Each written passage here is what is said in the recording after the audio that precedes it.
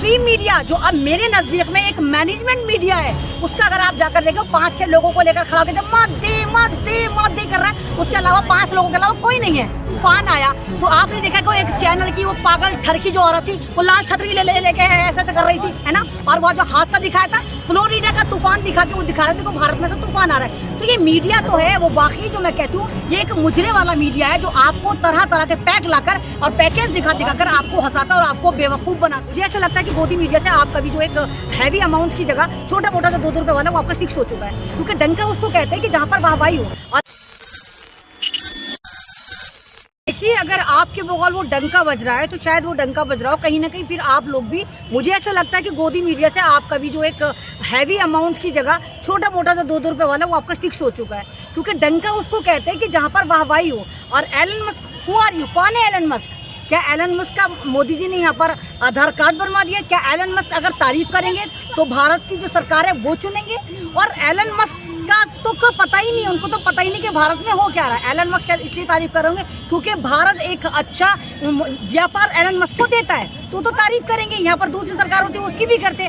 और रही बात डंका बजने की, तो डंका बजना है तो चलो मेरे साथ तुम सारे के सारे मणिपुर चलो, मैं तुम्हें दिखाती हूँ कि वाकई किस कदर डंका बज रहा है। 55 दिन हो गए हमारे भारत का एक स्टेट धधक रहा है, जल रहा है, मर रहा है, छोटे छोटे बच्चे गुहार लगा रहे हैं हमें बचाओ। वहाँ पर जो फौजी हैं उनके पूरे खानदान मारे जा रहे हैं, यानी एक खानदान जो सरहद पर खड़ा हुआ है और उनका जो अपना परिवार है वो सुरक्षित नहीं है, वो मणिपुर में मारा जा रहा है। और मोदी जी जो है अमेरिका जाकर चंगासी, वहाँ पर चंगासी करे। आप बताओ अगर आपके परिवार में मौत हो जाती है, आपके परिवार में कोई हादसा हो जाता है तो क्या आप अय्याशी करने निकल पड़ते हो? पहले अपना घर देखना चाहिए था। मोदी जी आप मणिपुर पर बोलने को तैयार नहीं हो, मणिपुर पे आपने मुंह नहीं खोला, और जिसमें आप करें लंका बज रहा हो, डंका बज रहा है, कोई डंका नहीं बज रहा। अगर आप स्ट्रीम मीडिया जो अब मेरे नज़दीक में एक मैनेजमेंट मीडिया है, उसका अगर आप जाकर देखो 5-6 लोगों को लेकर खड़ा होकर जब मत दे कर रहा है, उसके अलावा 5 लोगों के अलावा कोई नहीं है। वहाँ पर अगर आप देखें, वहाँ पर बसेस पे देखें, वहाँ के ट्रक्स पर देखें, बाकायदा पहलवानों की पूरी वीडियो चल रही है। वहाँ के लोगों को देखें, गो बैक मोदी, गो बैक के नारे लग रहे हैं, लेकिन वो मीडिया नहीं दिखाएगा। ऐसा होता तो ऐसे थोड़ी कहते, कुछ लोग कह रहे 24 में अब तय है, मोदी तय है। हाँ, एलन मस्क वोट देंगे, बाइडन वोट देंगे, अमेरिका जनता यहाँ पर आकर वोट देगी। ये ड्रामेबाजी है भाई, ये खाली, मैंने कहा ना कि ये एक मैनेजमेंट मीडिया है जो आप तक उल्टी सीधी बातें पहुँचाता है। अभी आपने देखा होगा जब ये तूफान आया तो आपने देखा कि एक चैनल की वो पागल ठरकी जो औरत थी वो लाल छतरी लेके ऐसे कर रही थी, है ना। और वो जो हादसा दिखाया था फ्लोरिडा का तूफान दिखा के वो दिखा रहे थे कि भारत में से तूफान आ रहा है। तो ये मीडिया तो है वो बाकी जो मैं कहती हूँ ये एक मुजरे वाला मीडिया है जो आपको तरह तरह के पैक लाकर और पैकेज दिखाकर आपको हंसाता और आपको बेवकूफ़ बनाते हैं। अगर वाकई मोदी जी आप भारत के खुद को प्रधानमंत्री मानते, प्रधानमंत्री कौन होता है? माई बाप होता है, वो उस मुल्क का बाप होता है जिस पर तमाम की तमाम जिम्मेदारियां होती हैं। और मणिपुर जिस लिहाज से 55 दिन से तड़प रहा है, धधक रहा है और मर रहा है, यानी कि कोई नुकसान नहीं हो रहा, इतने लोग वहाँ मारे जा रहे हैं। और तो और मणिपुर में तो डबल इंजन की सरकार है, वहाँ के होम मिनिस्टर का अगर फूंक दिया जाता है, वहाँ पर कुकी ग्रुप और मैताई ग्रुप जिस लिहाज से मर रहा है, उस लिहाज से पता चलता है कि मोदी जी आप एक नाकाम प्रधानमंत्री, आपके बस का कुछ भी नहीं है। और मोदी जी क्या करेंगे? उनके गमछा तो डाल दिया मणिपुर का, दिखा रहे हैं मणिपुर के साथ है वो, और क्या करेंगे? तो मतलब आप मणिपुर के साथ हो गए तो मतलब वहाँ पे जो मणिपुर में जो हादसे चल रहे हैं उसका जिम्मेदार कौन है? क्या सरकार जिम्मेदार नहीं है?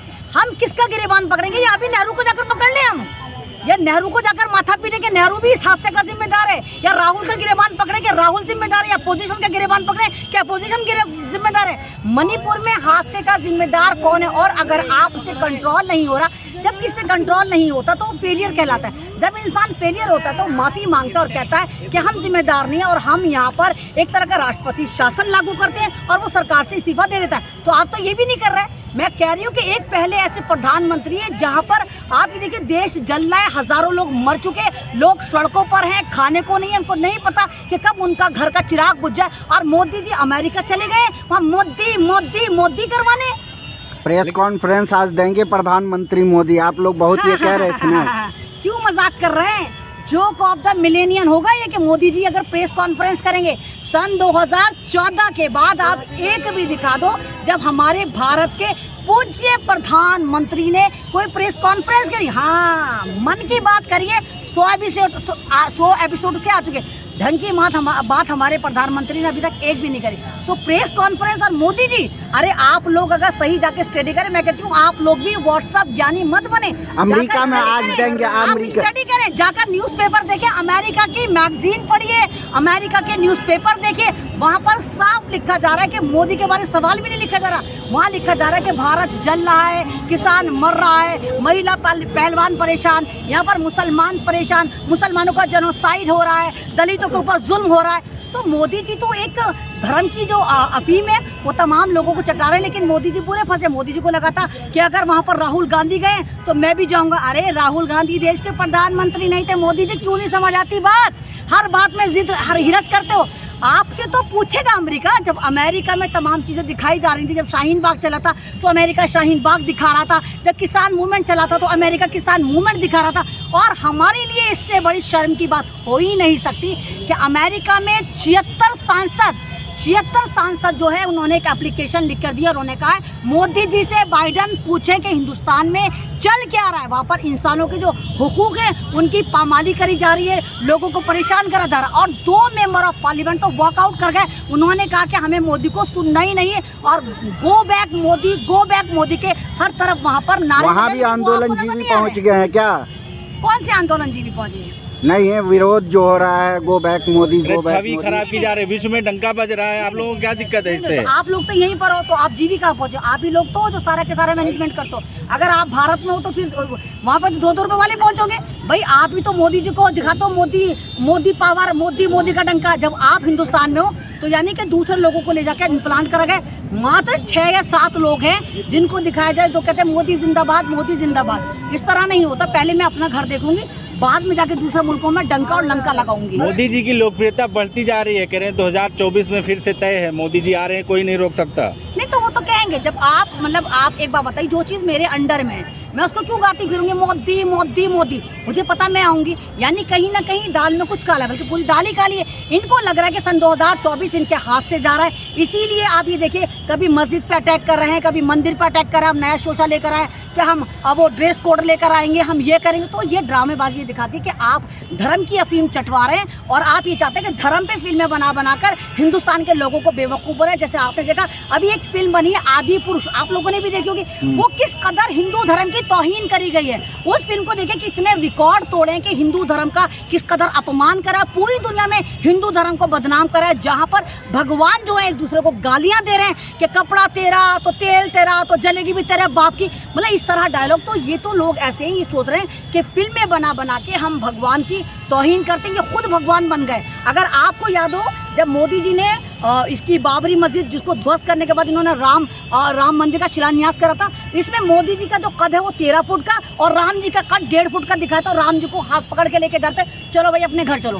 तो जो बंदा ये दिखा रहा है कि सन 2014 के बाद राम का अस्तित्व आया, इन्होंने तो शायद आपने इनका नारा सुना, जो राम को लाए हैं हम उनको लाएंगे। यानी राम को कौन लाया? इनके बगौल राम को भारतीय जनता पार्टी लेकर आई।